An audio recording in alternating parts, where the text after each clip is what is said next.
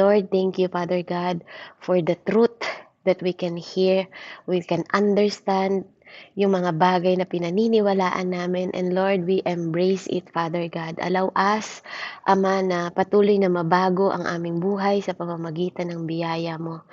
And Lord, we believe, Father God, na wala nang higit pa, na hihigit sa katotohanan mo, Panginoong Jesus, na siyang magliligtas sa amin, na Lord, we are sinner, Father God, but because of you, you wash us, you cleanse us, Panginoon, at binigyan mo kami ng bagong buhay, Ama, bagong pag-asa, hallelujah, na nagtitiwala sa iyo, Lord. Kaya, Lord, we consider, Panginoon, ang word mo ngayong araw na to, na mabigyan mo, Panginoon, Lord, ng malalim na pangunawa ang bawat isa sa amin, na makita namin ang kahalagahan, Panginoon, ng iyong banal na salita according to your word, according to your will, according to your purpose na mag-delight sa bawat isa sa amin, Panginoon, ng aming mga buhay, Ama. Na Lord, ito po ang tumanim sa puso at isip namin sa pangalan ni Jesus na aming Diyos na buhay. Hallelujah. Lord, we acknowledge your Holy Spirit sa oras na to. In Jesus' name, Father God. Amen and amen. So, ang atin pong topic ngayon is don't compromise yourself. So, pag-aaralan po natin yung about sa Judges. Amen.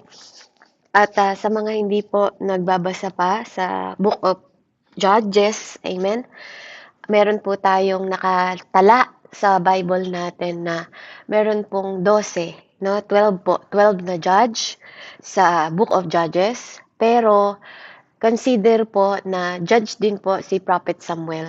Amen? Kasi bago po nagkaroon ng king, na first king natin which is si Saul. Amen? Ang nag-judge po sa Israel ay si Prophet Samuel po. So, pang 13 po si Tatay Samuel bago po nagkaroon ng hari. So, ayon po sa Bible, no, sa Book of Judge, meron pong 12 and last po doon si Tatay Samson. Amen? Pero 13 po kasi kasama po talaga si Prophet Samuel dahil alam na alam naman natin na bago sila humingi ng hari po, nag-rule po si Tatay Samuel sa Israel. Amen? At makikita natin na sa lahat po ng judges sa Book of Judge, sa Hukom, amen, lahat ng mga judge doon is hindi po pinahayag ang kanilang kapanganakan. Hallelujah.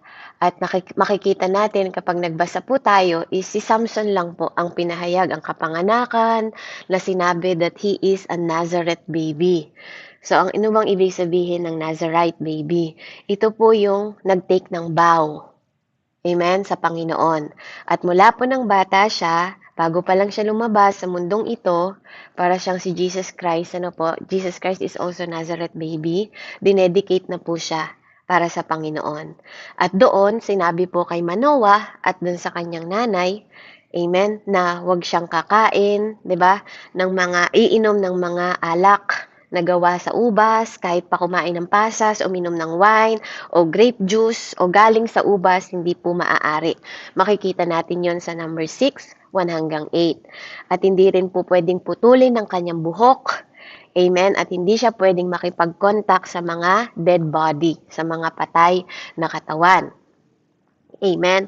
So, dito po sa judge, makikita natin na si Tatay Samson. Amen. Siya po ay napaka-complicated man sa lahat ng mga naging judge. Amen. But still, 'di ba po, God used him. Madalas po siya ma-attract. Na-attract po talaga siya sa mga babae. Amen. Hallelujah. At ang ano pa nun, ang nakakapagtaka pa, naa-attract siya sa mga babae na iba ang Diyos, hindi ang Panginoon natin. Doon siya madalas naa-attract. At sometimes po, it's hard to understand paanong ang ating Panginoon ay gumagamit ng mga ganitong tao po, ano? But, katulad po ng sabi ko, Diyos siya. Siya po ang may karapatan na gumamit sa bawat isa sa atin.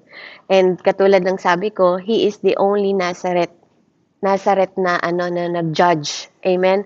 Bukod po sa mga judges na tumayo noon.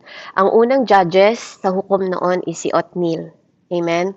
Ito po yung manugang ni Caleb, kundi po ako nagkakamali. Si Etud ang pangalawa, si Shamgar, si Deborah, ang nagkaisa-isang babae po, si Deborah, si Gideon, si Tola, si Jair, si Jephthah, si Ibzan, si Elon, si Abdon, at saka po si Tatay Samson. So, dito po makikita natin, but even ganun po ang sitwasyon ni Tatay Samson, nakikita natin doon na from the conceiving pa lang, sa papanganakan pa lang niya, pinagpala na po talaga siya. Amen? At makikita natin doon na kahit na nag-i-stumble siya, kahit na nagkakasala siya sa Panginoon, isa pa rin siya sa binilang sa Hall of Faith. Isa pa rin siya sa man, 'di ba? Na naging valiant yung kanyang mga bagay na ginawa niya for the Lord. Amen? Dahil merong layunin ang kanyang buhay. So makikita natin na dito po sa kwento na to na paano natin mai-reconcile. Amen? Even sa kwento niya po makikita natin yung buhay natin na tayo po madalas din nasa trouble, madalas din may shortcoming. Amen? And some of us, naniniwala po ako, bawat isa sa atin, naka-encounter din po tayo ng mga tao. No? Na-encounter din natin yung mga leaders natin. Naka-encounter din tayo ng mga tao sa church. Amen, na may mga shortcoming. Especially kapag tinitingnan natin yung kanilang mga moral. 'Di ba? Yung mga moral character nila. Yung mga moral, mga moral character nila sa harap ng Panginoon. And bawat isa po sa atin, totoo pong may shortcoming tayo. Bawat isa sa atin, may pagkukulang tayo. Wala sa atin dito na perfect ka sa buong araw. Wala sa atin na may isang Diyos lang tayo na perfecto. Amen? Kasi kapag ang tingin natin sa bawat isa sa atin, amen, is katulad ng mga perfect na tao na tinitingnan natin na hindi sila magkakamali, is mapapahamak din tayo. And minsan tinitingnan natin yung mga tao na dapat nag-iimpluwensya sa atin, 'di ba po? Sa ating buhay dahil alam natin na mas matagal na sila na pumapasok sa church, dapat nakikita ko na bunga sa kanila pero sila pa yung natitisod ako, 'di ba? Madalas naririnig ko rin sa mga kapatid natin, may mga naririnig ako na may mga leaders kayo na ganon. Amen. And ito po yung nakakalungkot kasi we always look to the moral failures. Nakatingin tayo sa moral, sa mga karakter nila kung saan sila pwedeng bumagsak. Amen? Kailangan po nating lumakad sa pananampalataya sa Panginoong Diyos. At hindi po tayo laging tingin ng tingin sa mga kakulangan nila. Even kami pong mga leaders, meron kaming shortcoming. Nagkakamali po kami. And even ikaw, nagkakamali ka. Whether you like it or not, magkakamali ka. Kaya nga makikita natin sa Book of Judges, doon pinapatunayan na kahit sino pang mag-leader, kahit sino pang mga taong tumayo, walang higit na makakahigit sa Panginoon natin. At yun yung gusto ng Panginoon na makita natin, na walang taong makakapagpantay sa ginawa ng Panginoong Jesus. Walang tao na makakaabot. Kaya nga sabi, walang taong nakaabot sa kanyang kaluwalhatian. Kaya wag po kayong magtaka kung nakakakita kayo ng mga leader, and even wag ka nang tumingin, sarili mo na lang, Ate Kelly. Sarili mo na lang, Ate Melda. Sarili ko na lang ang tingnan ko. Am I perfect? 'Di ba? Bago ako tumingin sa tao, bago ako tumingin sa iba. 'Di ba? Wala ba akong kakulangan? Wala ba akong kahinaan? Kasi we are made, lahat tayo, ginawa tayo ng Panginoon na may kahinaan. Kasi para sa panahon na mahina tayo, hindi tatanggalin ng Lord yung kahinaan natin. Kasi gusto niya sa panahon na mahina tayo, lagi tayong tumatakbo sa Kanya na palakasin niya tayo. Kasi the Lord is my strength. Lahat sa Bible makikita nyo, the Lord is my strength, the Lord is my refuge, the Lord is my Savior, the Lord is my guidance, 'di ba? My shelter. Kaya may teacher, may helper, may comforter. So kaya kailangan natin ng Lord. para mag-save sa atin kasi we failed. Whether you like it or not, you will failed. Diba? Hindi tayo makakaabot.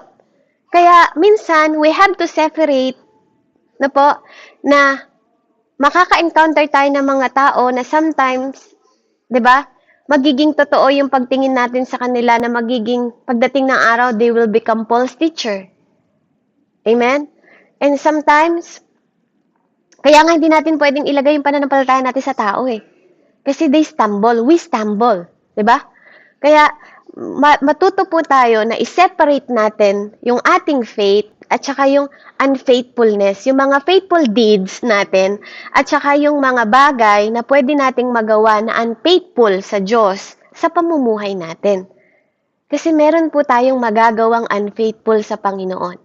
Kahit na sometimes ayaw natin kasi ang laman ay mahina. And it hard sometimes kasi kasama yung mga bagay na yon at konektado yon sa paglilingkod natin. Amen? Konektado lahat yun sa paglilingkod natin. Makagawa ka ng mabuti at masama, konektado yon sa paglilingkod natin, sa pagkatao natin, di ba? Sa pagja-judge sa atin ng Panginoon, konektado lahat yon. Amen? Kaya, unfortunately, dito po sa ating pag-aaralan, no po, kuhanin natin yung mga principle on how we separate yung faithful deeds ng buhay natin o ng ibang tao sa mga unfaithful life na tayo rin po kasi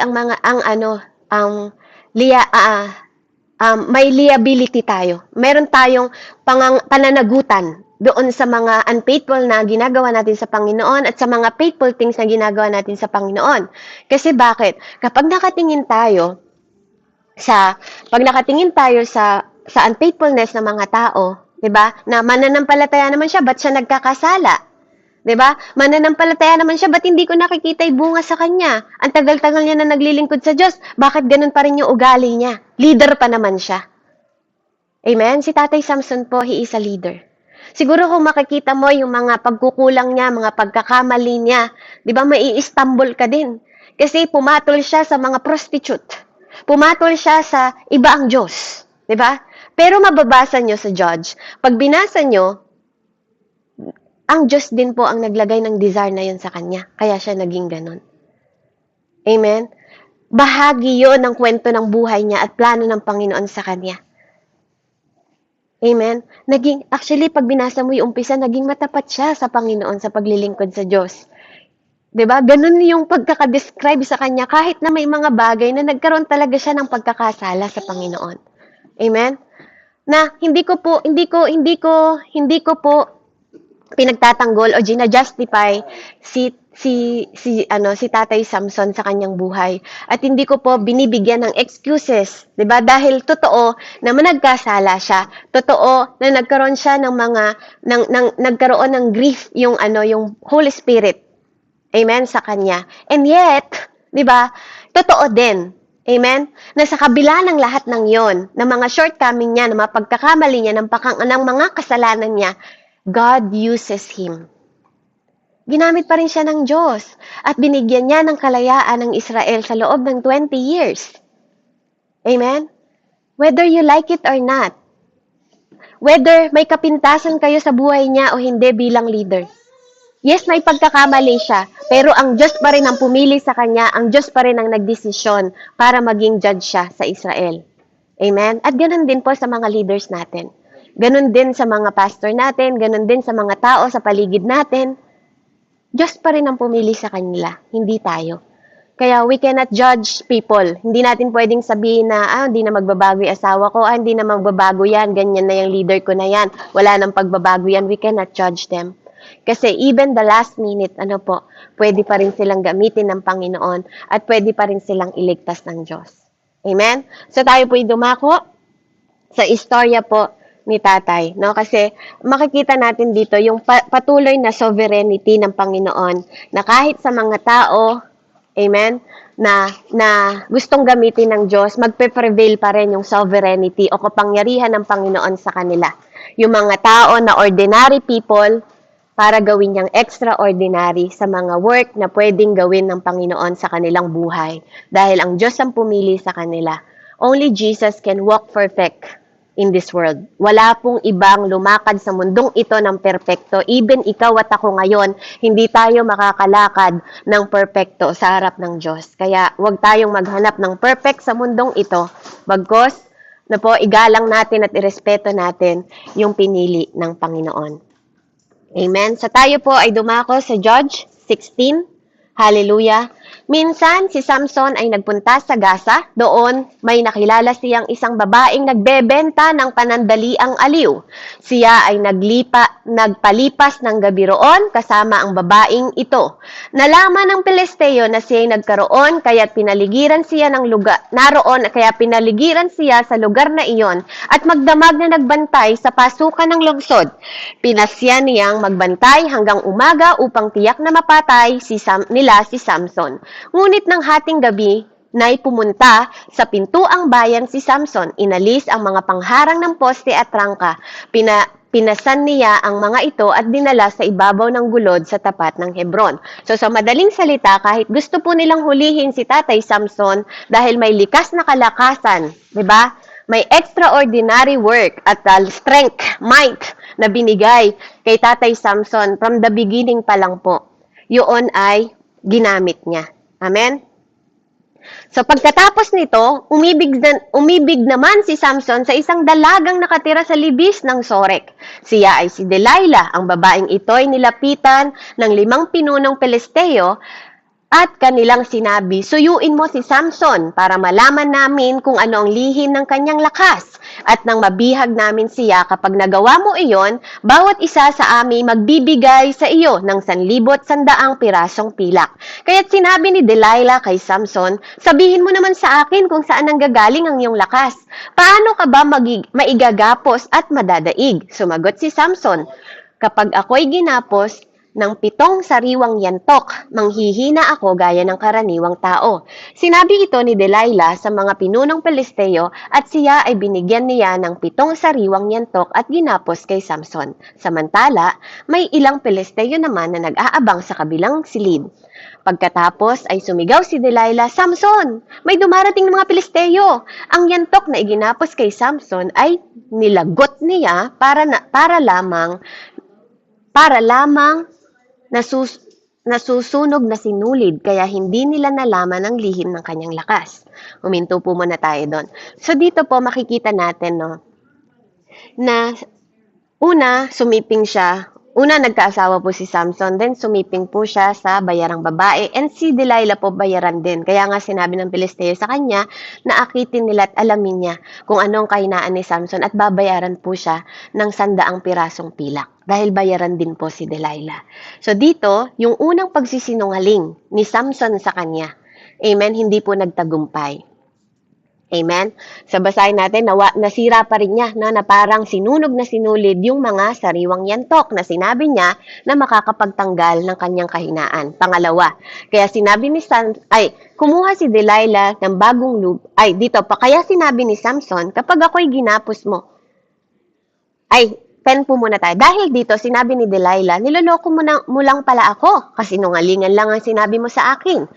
Sabihin mo naman sa akin kung paano ka talaga maigapos. Kaya sinabi ni Samson, kapag ako'y ginapos ng bagong lubid na hindi pa nagagamit, manghihina ako gaya ng karaniwang tao. Kumuha si Delilah ng bagong lubid at ginapos kay Samson. Pagkatapos ay sumigaw siya, Samson, may dumarating na Pilisteo, samantalang may mga lalaking nag-aabang sa kabila ng silid. Ngunit ang gapos ni Samson ay nilagot niya na parang sinulid. Amen? So pangalawang pagsisinungaling po ni Samson kay Delilah. Pangatlo po. Kaya sinabi ulit ni Delilah kay Samson, hanggang ngayon niloloko mo ako at hindi ka nagsasabi ng totoo. Sabihin mo naman sa akin kung paano ka magapos. Sinabi ni Samson, kapag pinag-isa mo ang 7 tirintas ng aking buhok, saka pinalupot ng isang tulos. Manghihina ako at magiging katulad ng karaniwang tao. Kaya pinatulog ni Delilah si Samson at pinag-isa ng 7 tirintas nito. Pagkatapos, pinalupot niya ito sa isang tulos, saka sumigaw, Samson, may dumarating na mga Pilisteo. Ngunit siya'y gumising at dali-daling kinalas ang tulos ng kanyang buhok. Kaya sinabi sa kanya ni Delilah, ang sabi mo'y mahal mo ako. Hindi pala totoo. 3 beses mo na akong niloloko. Bakit ayaw mong sabihin sa akin ang lihim ng iyong lakas? Araw-araw, iyon inuulit niya kay Samson hanggang mainis ito. Kaya sinabi niya ang totoo. Alam mong mula pagkabatay, inilaan na ako sa Diyos bilang isang Nazareo. Miminsay, hindi pa nasasayaran ng panggupit ang aking buhok. Kaya kapag naputol ang aking buhok, hihina akong katulad ng karaniwang tao. Nabatid ni Delilah na nagsasabi na ng totoo si Samson, kaya ipinatawag niya ang mga haring Pelisteo, pinagsabi niyang nagtapat na si Samson, kaya maaari na silang magbalik sa Zorek. Nang nagbalik ang mga pinuno roon, dala ang perang ibabayad kay Delilah. Si Samson naman ay pinatulog ni Delilah sa kanyang kandungan. Nang ito'y mahimbing nang tumawag siya ng isang tao at ginupit ang 7 tirintas ng buhok ni Samson. Nang mawala ang kanyang kakaibang lakas, ginising ni Delilah si Samson at sinabi, "Samson, may dumating na mga Pilisteo." Nagtangkang bumangon si Samson sapagkat akala niya'y makakawala siyang tulad ng dati. Hindi pa niya namamalayan, iniwan na siya ni Yahweh. Binihag siya ng mga Pilisteo at dinukit ang kanyang mga mata. Sila'y dinala nila sa Gaza, tinalian ng tanikalang tanso at pinagtrabaho sa isang gilingan sa loob ng bilangguan, samantalang unti-unting humabang muli ang kanyang buhok. Amen. So, purihin po ang Panginoon. So, dito po makikita natin, yung aking sinasabi na lesson natin, kung paano kailangan wag tayong mag-compromise ng sarili natin sa ating buhay. Amen? Una po, bakit? Kasi tayo pong mga tao, hindi tayo babagsak sa maliit lang, di ba? Sa maliliit na bagay. Hindi tayo nagkakaroon ng trouble. Little compromise, number 1 po, little compromise lead a big fall. Guard the little things. Amen? So, hindi tayo bumabagsak sa maliliit lang na suddenly, di ba, magkakaroon tayo ng trouble. Amen? Ito po ay nagiging patong-patong na maliliit na compromise. Ano ba yung compromise? Ito yung tinatawag na parang pakikisama mo o pagsang-ayon mo sa mga bagay kahit alam mo naman na mali. Nakikipag-compromise ka sa mga tao sa paligid mo. Kaya ang nangyayari po, nami-misalign ka o nami-misled ka. Amen? Dahil sa kanila, dahil sa kompromisong ginagawa mo. Amen? So, saan ba nagsimula si Tatay Samson? Una po, binawal siya, 'di ba? Na wag siyang wag siyang iinom ng mga sa ubas, wag siyang kakain ng mga galing sa 'di ba? Binili niya sa kanya ng magulang niya. Pero anong ginawa niya? Pumunta siya sa vineyard ng ubasan at nakakita siya ng leon doon, pinatay niya pa yung leon. Tapos hindi pa siya nakontento. One day binisit niya pa yung leon nung nakita niya na may pulot-pukyutan doon sa bangkay ng leon. Pati mga magulang niya, dinamay niya, kumuha siya ng pulot-pukyutan na nandoon nang galing sa patay na leon. At binigay niya sa kanyang mga magulang na pinagbawal ng Panginoon na huwag silang kakain ng galing sa patay. At yun ay patay na leon, dun niya kinuha dahil dun namahay yung binisita niya, nung binisita niya yung leon na kanyang pinatay. Amen? So, patong-patong na kasalanan. Amen? Tapos, pumatol po siya sa ibang Diyos na mga babae at mga bayaran pa. Hindi lang isa, dalawa. Amen? 2, 3. Sunod-sunod po, na parang okay lang sa kanya. Lahat ng mga bagay na ginagawa niya. Hanggang mailagay siya sa isang malaking trouble. Amen? Yun po yung nagagawa ng mga little compromising kasi nalilid tayo sa big fall. Hindi tayo nagkakaroon ng mabigat o mataas na pagbagsak dahil lang sa maliliit na bagay. Ito yung mga pagbagsak na maliliit na bagay na nagpatong-patong sa harap ng Panginoong Diyos. Amen? At dun po nakikita yung pagbagsak natin. Number 2. Do not compromise yourself. Bakit po? Because compromise eventually make us oblivious to the obvious. Amen? Pag sinabing oblivious, yung hindi mo naaalintana o hindi ka nagiging aware. Amen? Katulad niya, ilang beses na siya, di ba, ikaw, una, niloko siya ni Delilah. Di ba? Hindi mo ba napapansin na niloloko ka pangalawang beses, tapos dumarating yung mga Pelisteo, hindi mo ba napapansin na niloloko ka? Di ba? 3 times siyang nagsinungaling. Hindi ba niya nare-recognize? Diba? Yung mga kasinungalingan na sinasabi sa kanya ni Delilah, hindi mo ba na-discern? Ikaw, yung mga ginagawa sa'yo ng tao, Una, pangalawa, 'di ba? Una okay pa eh. Pero pag pinangalawahan mo pa, 'di ba? Na alam mong niloloko ka ng mga tao, tapos pinangalawahan mo pa, 'di ba? Niloloko mo na minsan yung sarili mo. You're using yourself. Then, pangangatluhan mo pa, bumabagsak ka sa same mistake na paulit-ulit ka nagtitiwala sa mga tao na hindi mo dapat pagkatiwalaan dahil paulit-ulit ka din nilang niloloko. Same person, same mistake na ginagawa nila sa'yo. Pero, hindi mo nare-recognize, hindi ka nagkakaroon ng discernment. And yun yung minsan nagbubulag-bulagan tayo. Nagiging bulag tayo kahit hindi tayo totoong bulag. Amen? Dahil alam naman natin, obvious na obvious yung ginagawa nila sa atin. Pero hindi natin inaalintana. Amen? So yun po, do not compromise to yourself sa mga ganitong bagay. Kung meron kayong mga kaibigan na alam mo na dinadala ka na, mini-misled ka na sa ibang gawi, 'di ba, na hindi makakapagpalapit sa sa Panginoon, why you let them? Bakit patuloy ka pa rin nagko-compromise sa kanila? Number 3 po, compromise templates as to God's strength. Pag sinabing templates, ito po yung nauubos ka. Templates. Nauubos ka, inuubos nila. Amen? Yung lakas mo, inuubos nila yung strength mo.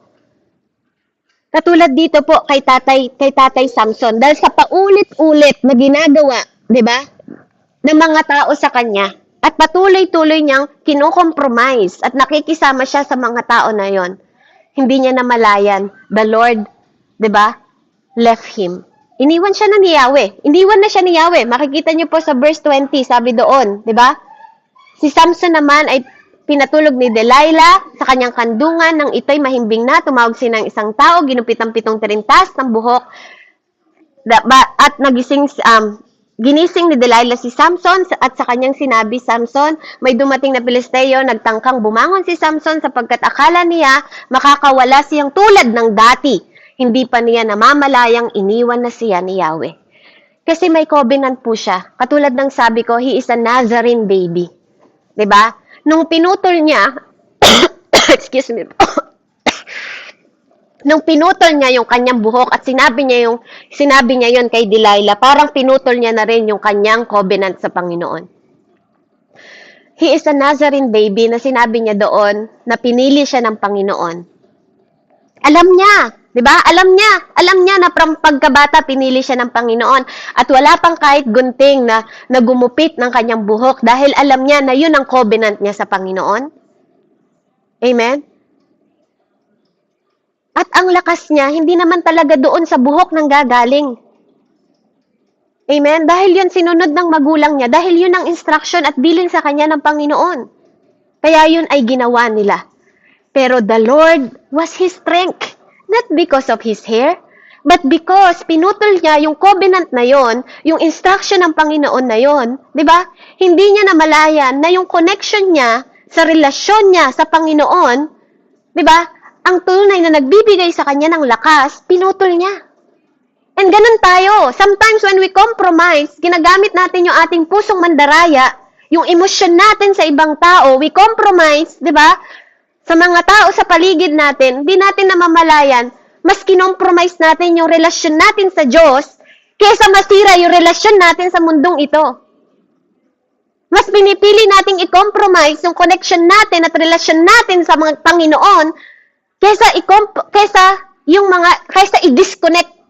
'Di ba? Mas pinipili nating okay lang naman na masaktan natin si Lord. Wag lang yung mga tao na nakikita natin, wag lang yung mga tao na nasa paligid natin. Kahit na alam natin na nagko-compromise na tayo dahil alam natin na tayo ay may pananagutan sa Panginoon. And sometimes, ganun yung buhay natin. Okay lang naman sa Lord, hingi nila ako ng tawad mamaya. Diba po? Nauubos tayo.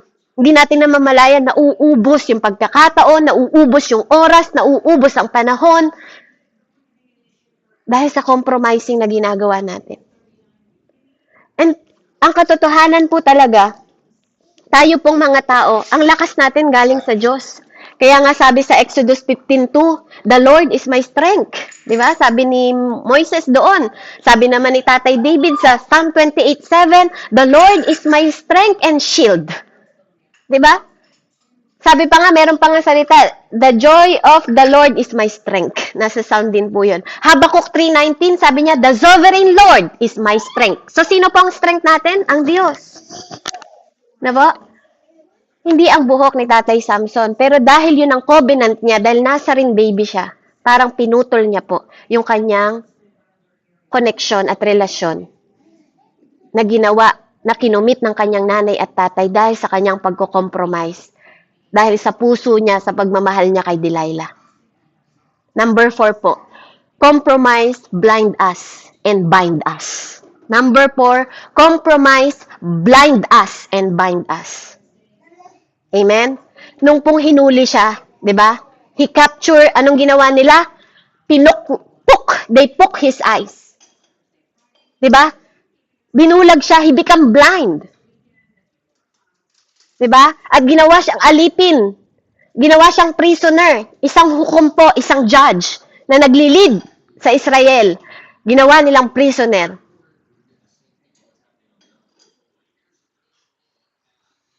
Ano nangyari sa kanya? He both become bound and blind. Na-bound siya, di ba? Na-bound na nga siya sa prison, naging bulag pa siya. Kasi bakit? Naging bulag siya kasi sa pagko-compromise. Sin up to sin, di ba? Yung pagko-compromise ng pagkakasala. Hanggang nahulog siya sa bitag ng kaaway. Hanggang nabulag po si Tatay Samson. And sometimes ganun tayo, nabubulag tayo sa katotohanan. Number 5 po. Compromise exposes our biggest battle, the one within.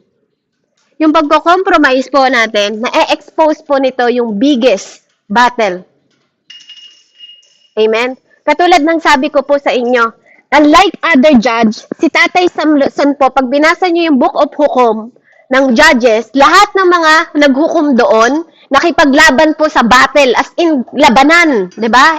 Ilang libo, 'di ba? Sila Deborah, marami silang mga kinalaban. Sila Tola, marami silang kinalaban, as in mano-manong labanan. Pero si Tatay Samson po, hindi ganun karami. Actually, si Tatay Samson, makikita nyo, 1,000 ang kanya napatay. Basahin ko po Verse 23. Minsan, nagkatipo ng mga haring Pilisteo upang magdiwang at maghandog sa Diyos-Diyosan nilang si Dagon. Sa kanilang pagdiriwang ay umawit sila ng pinagtagumpay tayo ng ating Diyos, maliit na Diyos po yon, laban kay Samson na ating kaaway. Nang siya'y makita ng taong bayan ng mga ito, umawit din at tayo'y pinagtagumpay ng ating Diyos laban sa sumira sa ating lupain at pumatay sa marami nating kasamahan. At sa laki ng kanilang katuwaan, naisipan nilang pagkatuwaan si Samson. Inilabas nila ito sa bilangguan at pinatayo sa pagitan ng dalawang malaking haligi. Sinabi ni Samson sa batang lalaki na umaakay sa kanya, ihawak mo ang aking mga kamay sa haligi ng gusaling ito. Gusto kong sumandal doon. Ang gusaling na napakasikip dahil sa dami ng tao, babae at lalaki, lahat-lahat ay 3,000, 3,000 po. Naroon din ang mga haring Pilisteo, masaya silang pinagkakatuwaan si Samson. At nanalangin si Samson, Panginoong Yahweh, mahabag kayo sa akin. Isinamo kong minsan pa ninyo akong palakasin upang sa pagkakataong ito'y makaganti ako sa mga Pilisteo na nagdulot nila ay sa pagkadukot nila sa aking mga mata. Itinukod niya ang kanyang mga kamay sa dalawang haligi sa gitna ng gusali at malakas na sinabi, mamamatay ako, ngunit sama-sama tayong mamamatay. Ibinuhos niya ang kanyang lakas at itinulak ang haligi. Gumuho ito at nagbagsakan ng mga pinuno at lahat ng Pilisteyong naroon. Kaya napatay ni Samson ni Samson sa oras ng kanyang kamatayan ay mas marami pa kaysa noong siya'y nabubuhay. Kinuha ng kanyang mga kapatid at mga kamag-anak ang bangkay ni Samson at inilibing sa puntod ng amang si Manoah at sa pagitan ni Zorah at Estaol. 20 taon siyang naging hukom at pinuno ng Israel. Amen? So dito po ang biggest battle po ni Tatay Samson, sometimes hindi naman talaga yung Palesteo. Not the Palesteo. It's not the Palestine. Ang naging biggest po ni Tatay Samson, yung kanyang sarili. Kaya nga sabi ko sa inyo, sa lahat po ng naging ni Tatay Samson, sa lahat po ng kanyang naging battle, hindi po siya nakipag-battle at nakipag-away sa maraming tao. Amen? Hindi siya nakipag-battle ng one-on-one sa mga tao po sa paligid niya. Amen? Ang battle po ni Tatay Samson, yung kanyang sarili. Amen? Sometimes yun po tayo. Dahil we get along, di ba, sa mga tao, nami-mistreating nila tayo. Amen? Nami-misalign tayo. Even ang mga pangalan natin, sometimes, di ba, hinahayaan natin na masira dahil lang sa pagko-compromise natin sa tao. Yung mga distraction ng mga kaaway, because we love the world. Di ba? We love the things in the world. Yung own flesh natin, di ba? Una, yung people na kinakasama natin, yung mga impluensya nila. Pangalawa, yung sarili natin. Napopokus tayo saan? Sa temptation of the world. Di ba? Kaya yung kaaway po, nilulus niya yung ating sight. Tinatanggal niya yung ating paningin sa katotohanan. Amen? And sometimes, yun yung biggest battle natin. Is right here. Ito pong sarili natin. Kaya anong nangyari sa kanya? Minak siya, naging bulag siya, naging mahina siya, kinutya siya. Yung humiliation na ginawa sa kanya ng mga tao. At nung naranasan niya yung mga yon, di ba? Dahil sa mga compromising na ginawa niya, he pray. Di ba? At makikita natin doon yung bitter sweetness ng kamatayan ni Tatay Samson. Katulad po ng sabi ko, he is a complicated man, but God used him. Yung last request pa rin niya, dahil siya ay pinili ng Panginoon at kasama yun sa kwento niya. Lahat ng mga pagkakamali niya, lahat ng shortcoming niya, kasama yun sa pinili ng Panginoon. Alam ng Diyos na magkakamali siya, alam din ng Diyos na magkakamali tayo, pero pinili pa rin tayo ng Panginoon. Alam ng Diyos na kulang tayo, alam ng Diyos na hindi tayo perpekto, pero pinili pa rin tayo ng Panginoon. But for the last time, di ba? Yun yung ginawa ni Tatay. Sabi niya, for the last time, he requests, one last chance, Lord. Ibalik mo sa akin yung lakas ko. So, inamin niya na ang lakas niya, di ba? Galing sa Diyos. Ibalik mo ulit sa huling pagkakataon. Hindi lang para makaganti, hindi yun ang purpose ng God. Kasi narinig niya, di ba? Na yung mga sinabi ng mga tao, pinagtagumpay yung Diyos nila ng higit sa Diyos natin. Hindi pwede yun. Di ba? Kaya ginamit ng Panginoon yung sitwasyon na yon, hindi para ipagmalaki nila yung kanilang Diyos-Diyosan, kundi para mag-glorify ang Panginoon sa pamamagitan ng buhay ni Tatay Samson. Amen? Kaya minsan po sa buhay natin, hindi po mahalaga. Hindi po mahalaga kung kailan ka nakakilala sa Panginoon. Some of you, di ba, maaga kayo nakakilala sa Panginoon. Some of you, 30 years na, 20 years na, 10 years na. Sino na po yung sobrang haba na ng paglilingkod ninyo sa Panginoon? Amen? Yung iba dito, kailan lang naging mananampalataya? Yung iba sa atin dito is still trying to figure out kung ano yung mga regalo natin, ano yung kailangan natin gawin sa Panginoon para maging kalugod-lugod tayo. Pero alam niyo po, if truly we want to start to serve God, hindi naman talaga mahalaga kung ano yung pinagsimulan natin. Ang mahalaga po on how we finish well. Gaano natin matatapos ang race natin. Kaya patuloy po tayo, run the race with perseverance. Nagpapatuloy, mga kapatid. Maging be strong in the Lord. Di ba? Be strong in the Lord. And His might and His power. Sa Diyos natin hingin. Amen? Yung kalakasan na yon, yung kapangyarihan na yon, para makapagpatuloy tayong maglakad under the grace ng Panginoon. Maging lagi tayong mabilis na humingi ng tawad sa Diyos. Be quick to repent. Huwag tayong mag-compromise sa mga tao sa paligid natin. Pag mali. Huwag nating dahil sa pakikisama, dahil sa respeto, hindi po, mas respetuhin natin yung Diyos natin. Amen? Do not compromise. Kasi bakit po? We are limited, mga kapatid. Hindi mo alam kung katulad ni Tatay Samson, yun na din yung ending natin. Huwag nating masyadong paganahin yung ating emosyon kasi we are not saved because of our emotion. We saved because of our faith, not feelings. Maraming tao napapahamak dahil sa puso, dahil ang puso mandaraya. Hindi po tayo naligtas dahil sa feelings natin. Naligtas tayo dahil sa faith. Wag natin masyadong ginagamit yung ating puso po dahil minsan yun ang magpapahamak sa atin.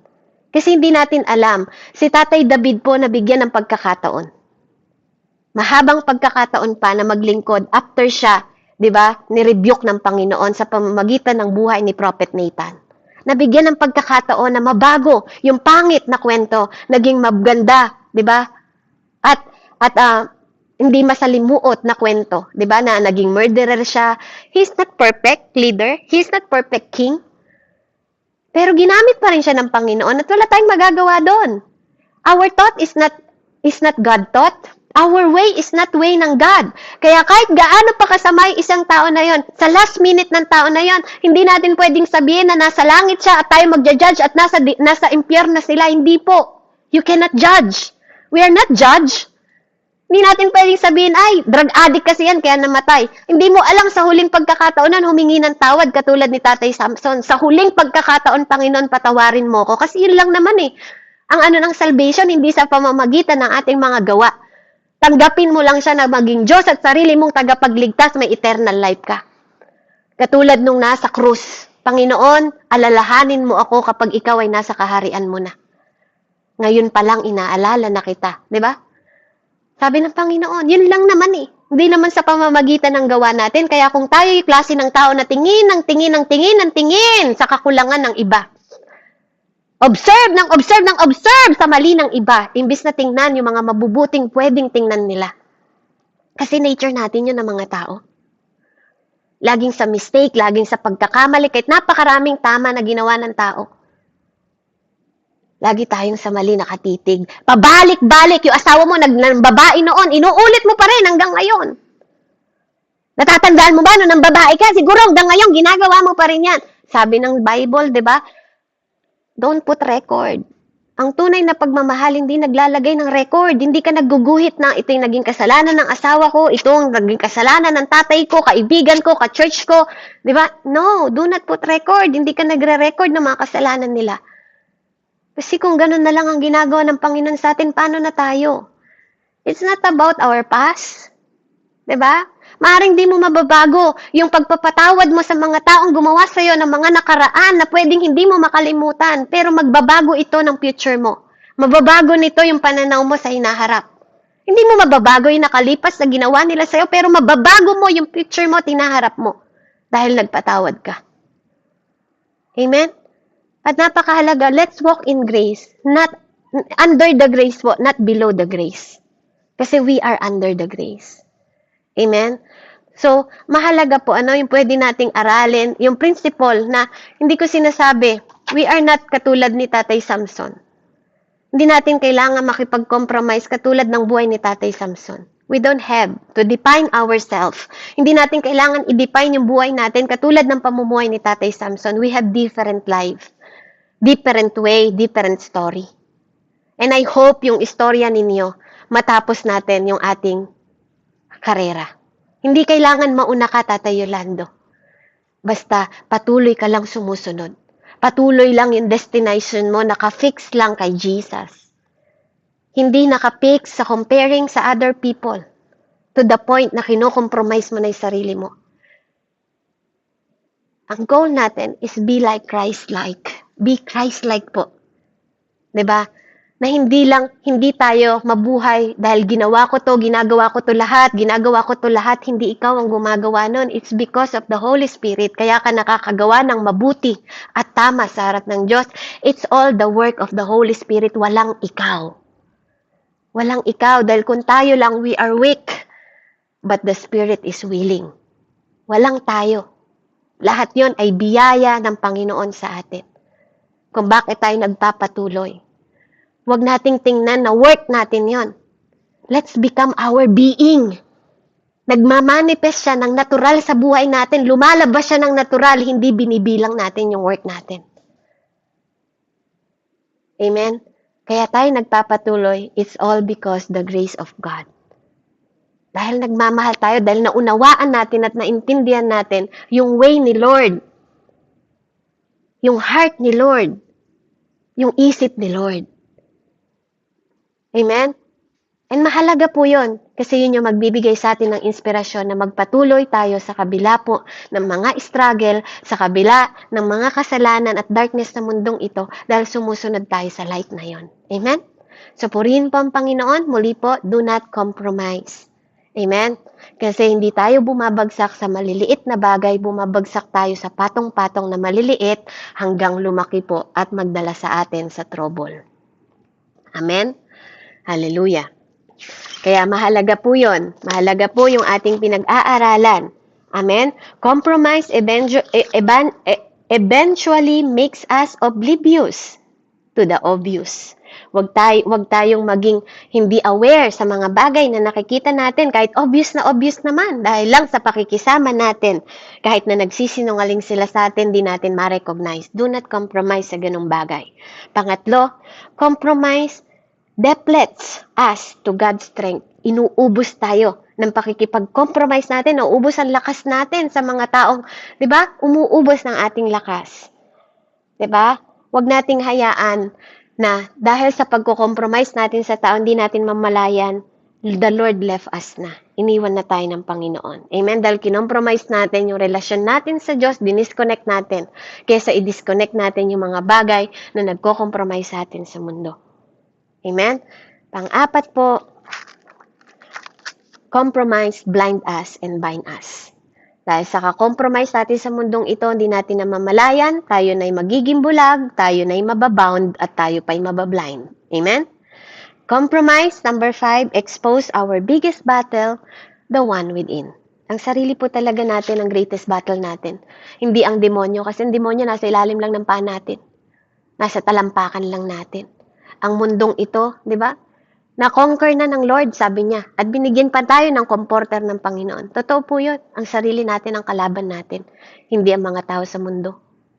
Amen? Purihin po ang Panginoon. Let's pray. Heavenly Father, marami pong salamat, O Diyos, sa mensaheng ito. Salamat na patuloy kang gumagabay, pumapatnubay sa bawat isa sa amin, na makita namin ang katotohanan ng buhay, na makita namin ang katotohanan ng iyong banal na salita, at makita namin ang katotohanan at masalamin namin ang aming sarili ayon sa kalooban mo, ayon sa Lord, sa image mo, at hindi sa image ng mundong ito, Panginoon. Na Lord, yes, nabuhay ka sa mundong ito, but you never compromise sa kasalanan, sa darkness, sa evil ng mundong ito. But Lord, nag-shine pa rin ang ilaw mo. Kaya Lord, turuan mo kami na mas magliwanag kami sa mundong punong-puno ng kadiliman, puno na, Lord, crucial na mundong ito. Yung pasirang-pasirang mundong ito, patuloy kaming magliwanag, Ama, at we don't compromise sa gusto ng mundo, kundi sa gusto mo. At sa relasyon namin at connection namin sa iyo, patuloy kaming mag-connect at mag-focus, Ama, in the mighty name of Jesus. Lord, bless us, O God.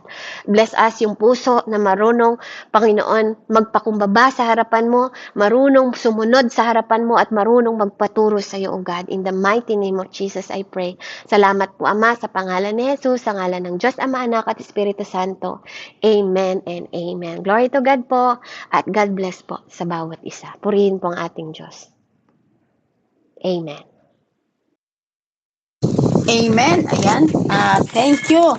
Maraming salamat, Sister Beverly, muli sa mensahe ngayong gabi. Napakaganda rin po.